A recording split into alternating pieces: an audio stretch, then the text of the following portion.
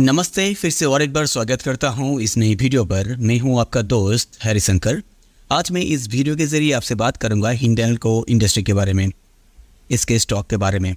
जो सारे इन्वेस्टर 2024 में सोच रहे हैं इस स्टॉक पे निवेश करने के लिए, उन लोगों के लिए वीडियो बहुत काम की होने वाली है। तो सबसे पहले आप देख लीजिए, जुलाई 19 तारीख को ये जो हिंडाल्को का शेयर है वो एक दिन में ये स्टॉक 3.91% गिरा है, लगभग 26 रुपीज़ के करीब।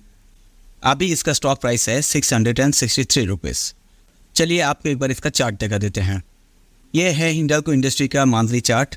आप यहाँ पर देख सकते हैं 2020 से 2024 तक ये बहुत ऊंचा हाई लगाया है। बीच में 2022 में एक करेक्शन आया था। 2024 में अभी लाइफ टाइम हाई पे है स्टॉक। तो नियर फ्यूचर इसका स्टॉक प्राइस कहाँ पर रहेगा? इस लेवल से ऊपर जाएगा, ऊपर एक लंबा रैली लगाएगा या करेक्शन लेगा?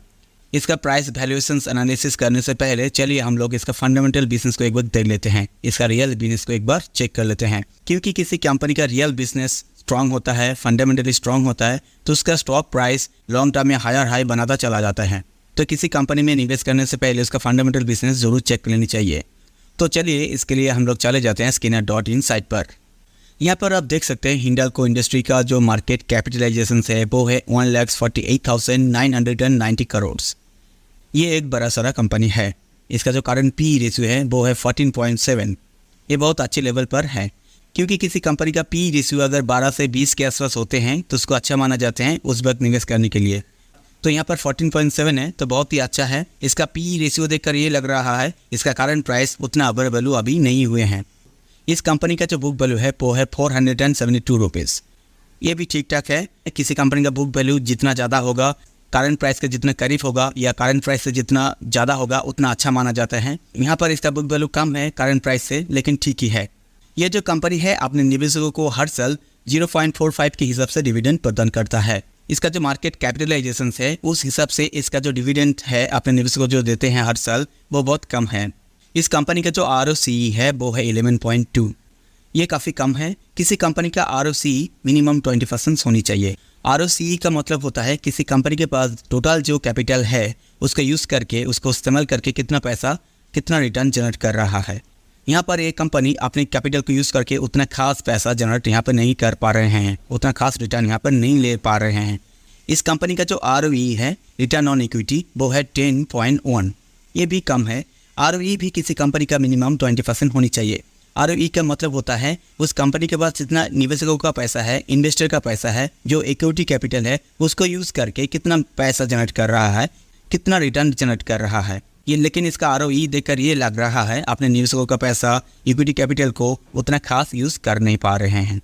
इसका जो डेब्ट टू इक्विटी है वो है 0.53। ये बहुत अच्छा है। किसी कंपनी का डेब्ट इक्विटी अगर 1 से कम होता है तो उस पर निवेश करना अच्छा माना जाते हैं। अगर किसी कंपनी का डेब्ट इक्विटी 1 से ज़्यादा होते हैं तो बहुत रिस्की होते हैं उस कंपनी पे निवेश करना। डेब्ट इक्विटी अगर 1 से ज़्यादा होता है तो इसका मतलब ये होता है कि उस कंपनी के पास जितना इक्विटी कैपिटल है उससे ज़्यादा उसके पास डेब्ट है, और जिस कंपनी के पास ज़्यादा डेब्ट होते हैं वहाँ पर निवेश करना बहुत रिस्की होते हैं। इस कंपनी का जो इंटरेस्ट कवरेज रेशियो है वो है 4.63। ये बहुत अच्छा है। किसी कंपनी का इंटरेस्ट कवरेज रेशियो 3 से ज़्यादा होनी चाहिए। 3 से कम होते हैं तो उस कंपनी में निवेश करना बहुत रिस्की हो जाते हैं। इंटरेस्ट कवरेज का मतलब होता है उस कंपनी के पास जितना डेप्थ है उस डेप्थ के प्रीमियम को कितना आसानी से चुका सकते हैं अपनी प्रॉफिट से, अपनी ऑपरेटिंग प्रॉफिट से। तो ये हमेशा 3 से ज़्यादा होनी चाहिए। यहाँ पर 4.63 है, मतलब हिंडाल्को इंडस्ट्री को अपना डेप्थ का प्रीमियम चुकाने में उतना परेशानी नहीं हो रहे हैं, ज़्यादा ऑपरेटिंग प्रॉफिट बना रहे हैं। जिस कंपनी के इंटरेस्ट कवरेज जितना ज़्यादा होते हैं उस कंपनी को उतना ज़्यादा स्ट्रॉन्ग माना जाते हैं फंडामेंटली। किसी कंपनी का करंट रेशियो 1 से ज़्यादा और 3 से कम होनी चाहिए। करंट रेशियो का मतलब होता है किसी कंपनी के पास जितना करंट लायबिलिटी है, शॉर्ट टर्म लायबिलिटी है, उसको करंट एसेट से कितने आसानी से मिटा सकते हैं। अगर 1 से ज़्यादा होते हैं और 3 से कम होते हैं तो इसका मतलब ये होता है वो कंपनी आसानी से उसका जो करंट लायबिलिटी है उसको चुका सकते हैं करंट एसेट से। इस कंपनी के जो क्वार्टर सेल्स है वो है 0.25% अगले क्वार्टर से। ये बहुत कम है। इस कंपनी का जो इस साल का पूरा सेल्स है वो पिछले साल से -3.2% घट गए हैं। इसका जो सेल्स ग्रोथ है पिछले 3 साल से 17.8% इंक्रीज हुए हैं। ये अच्छी बात है। इसका जो सेल्स ग्रोथ है पिछले 7 साल से 11.6% ग्रोथ हुए हैं। इसका सेल्स पैरामीटर देखकर ये लग रहा है ये कंपनी 3 साल से 7 साल से अच्छा सेल्स कर रहा था, लेकिन करंट सालों में पिछले साल से इसका सेल्स घट रहे हैं, बहुत ज़्यादा घट गए हैं। ये देखने वाली बात है। इस कंपनी का जो क्वार्टर प्रॉफिट है इस साल का वो है 31.6% पिछले क्वार्टर से। इस कंपनी का जो इस साल का पूरा प्रॉफिट ग्रोथ है वो पिछले साल से 0.42% इंक्रीज हुए हैं। इस कंपनी की जो प्रॉफिट ग्रोथ है पिछले 3 साल से 45% इंक्रीज हुए हैं। इस कंपनी का जो प्रॉफिट ग्रोथ है वो पिछले 7 साल से 26.9% ग्रोथ हुए हैं। इसका प्रॉफिट ग्रोथ का पैरामीटर्स देखकर ये लग रहा है ये कंपनी 3 साल से 7 साल से अच्छा खासा प्रॉफिट बना रहे थे, लेकिन करंट सालों में पिछले साल से इसका प्रॉफिट ग्रोथ बहुत ही कम हुए हैं।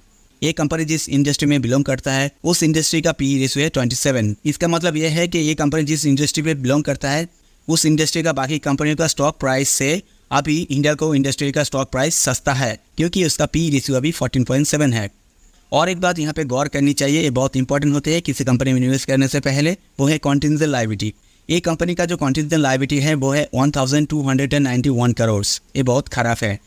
कॉन्टिजेंट लायबिलिटी का मतलब है ये कंपनी के ऊपर कोई लीगल केस चल रहा है। अगर कंपनी लीगल केस हार जाते हैं तो ये जो रकम है उसको देना पड़ेगा। अगर नहीं हारते तो कोई बात नहीं है, अगर हार जाते हैं तो ये जो अमाउंट है उसको चुकाना पड़ेगा। और कॉन्टिजेंट लायबिलिटी जब चुकाना पड़ता है, जब केस हार जाते हैं किसी कंपनी, तो न्यूज़ चैनल पर, मीडिया चैनल पर बहुत बैड न्यूज़ चले आते हैं, ख़राब न्यूज़ चले आते हैं। जब खराब न्यूज़ चले आते हैं तो मैक्सिमम रिटेल इन्वेस्टर, इंडिया के जो नॉर्मल इन्वेस्टर होते हैं, जिन लोगों को ज़्यादा पता नहीं होते हैं, न्यूज़ के ऊपर बेस्ड करके इन्वेस्टमेंट करते हैं। इंडिया में 90% से ज़्यादा न्यूज़ के ऊपर इन्वेस्टमेंट होता है, क्योंकि रिटेल और नॉर्मल इन्वेस्टर को ज़्यादा पता नहीं होते हैं। इसलिए जब खराब न्यूज़ आते हैं तो स्टॉक प्राइस पे बहुत असर पड़ते हैं। इसलिए कॉन्टिजेंट लायबिलिटी कंपनी के लिए बहुत खराब माने जाते हैं। इसको आप जरूर नोटिस कीजिएगा किसी कंपनी में निवेश करने से पहले। तो चलिए और एक इंपॉर्टेंट पैरामीटर्स के बारे में आपको जानकारी देते हैं, वो होते हैं प्रोमोटर होल्डिंग्स। क्योंकि किसी कंपनी में निवेश करने से पहले आपको प्रोमोटर होल्डिंग्स देख लेनी चाहिए, क्योंकि प्रोमोटर लोग ही इस कंपनी का फाउंडर्स होते हैं, कंपनी को शुरू करते हैं। तो उस कंपनी का फ्यूचर प्लानिंग्स, आगे जाकर क्या करेगा क्या नहीं करेगा, हर तरीके का डिसीजन मेकिंग वो लोग करते हैं। इसलिए किसी कंपनी में निवेश करने से पहले इसका होल्डिंग्स आपको जरूर चेक कर लेनी चाहिए। तो चलिए इसके लिए आपको स्क्रॉल करके नीचे आना होगा। यहाँ पर आप देख सकते हैं हिंडाल्को इंडस्ट्री का जो प्रोमोटर होल्डिंग्स है कारण दिनों वो है 34.65। 2022 से इसका होल्डिंग घटा नहीं है, सेम ही है। प्रोमोटर होल्डिंग्स कंपनी में जितना ज़्यादा होगा उतना अच्छा माना जाते हैं। यहाँ पर 34.65 है, बहुत ही कम है। 60% से ज़्यादा होते हैं तो अच्छा माना जाते हैं, लेकिन यहाँ पर कम है। लेकिन 2022 से प्रोमोटर लोग अपना होल्डिंग्स को घटाया नहीं है। यहाँ पर और एक बात आपको नोटिस करनी चाहिए, वो है एफआई होल्डिंग्स। क्योंकि एफआई का यानी फॉरेन इन्वेस्टर का इंडियन स्टॉक मार्केट पे बहुत दबदबा है, इसलिए उन लोगों का एक्टिविटी भी आपको नोटिस करनी चाहिए, गौर करनी चाहिए। यहाँ पर आप देख सकते हैं मार्च 2024 में इसका होल्डिंग्स था 26.82, लेकिन दिसंबर 2023 में आप देख सकते हैं 27.89 था। दिसंबर 2023 से घटकर 2024 में 26.82 हो चुका है। वहाँ पर प्रोमोटर ने सेल किए हैं। तो करंट दिनों में यहाँ पर सतर्क होने की ज़रूरत है अगर इन्वेस्ट करना चाहते हैं तो। यहाँ पर आपको इंपॉर्टेंट जानकारी देते हैं, कितने इंपॉर्टेंट होते हैं एफआई की एक्टिविटी, आप देख लीजिएगा।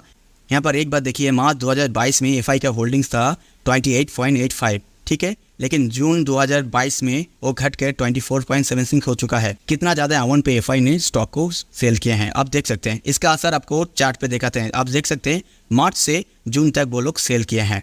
तो मार्च से जून तक प्राइस का मूवमेंट आप देख लीजिएगा, आपको दिखा देते हैं। ये बहुत इंपॉर्टेंट है, इसको देख लेनी चाहिए। यहाँ पर आप देख सकते हैं मार्च क्वार्टर में इसका शेयर प्राइस टॉप पे था, लेकिन मार्च क्वार्टर से जून क्वार्टर तक सेल किए हैं।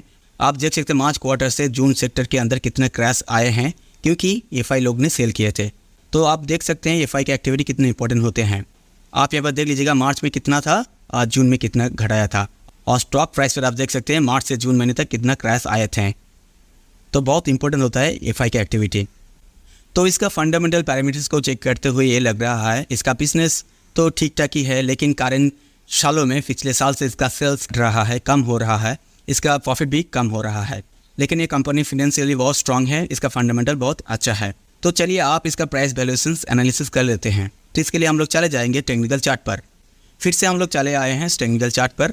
यहाँ पर आप देख सकते हैं 2020 से 2022 तक लंबा ऊंचा रैली लगाया है। 80 रुपीज़ से 605 रुपीज़ तक एक लंबा हाई लगाया था 2022 में, लेकिन वहाँ पर आप देख सकते हैं प्रॉफिट बुकिंग यहाँ पर हो चुका है। फिर से 2022 से वो एक लंबा रैली लगाया ऊपर 2024 तक 720 रुपीज़ के करीब लाइफ टाइम हाई बनाया था। कारण दिनों उस हाई से घटकर वो ट्रेड कर रहा है 663 रुपीज़ लेवल पर। तो बात आती है नियर फ्यूचर इसका स्टॉक आगे जाएगा या नीचे आएगा। यहाँ पर टॉप पर आप देख सकते हैं जो कैंडलस्टिक पैटर्न यहाँ पर अपीयर हुए हैं वो हैंगिंग मैन का है। हैंगिंग मैन कैंडलस्टिक जब चार्ट पर अपीयर होते हैं टॉप पर, मार्केट का ट्रेंड चेंज होकर डाउन ट्रेंड पे आता है। यहाँ पे वॉल्यूम भी देख सकते हैं, अच्छा खासा वॉल्यूम भी था इधर। कैंडलस्टिक ये बता रहा है इस स्टॉक का प्राइस अभी करंट दिनों नीचे आएगा। और एक बात है, इंडियन स्टॉक मार्केट अभी लाइफ टाइम हाई पे है। निफ्टी और Sensex Indian stock market correction लेगा तब ये भी करेक्शन लेगा, क्योंकि maximum company Indian stock market को फॉलो करता है और ये निफ्टी 50 और सेंसेक्स का ही स्टॉक है, तो ये भी करेक्शन लेगा। तो कहाँ तक मार्केट आ सकता है, तो चलिए फिबोनाची रिट्रेसमेंट के जरिए आपको ये दिखा देते हैं।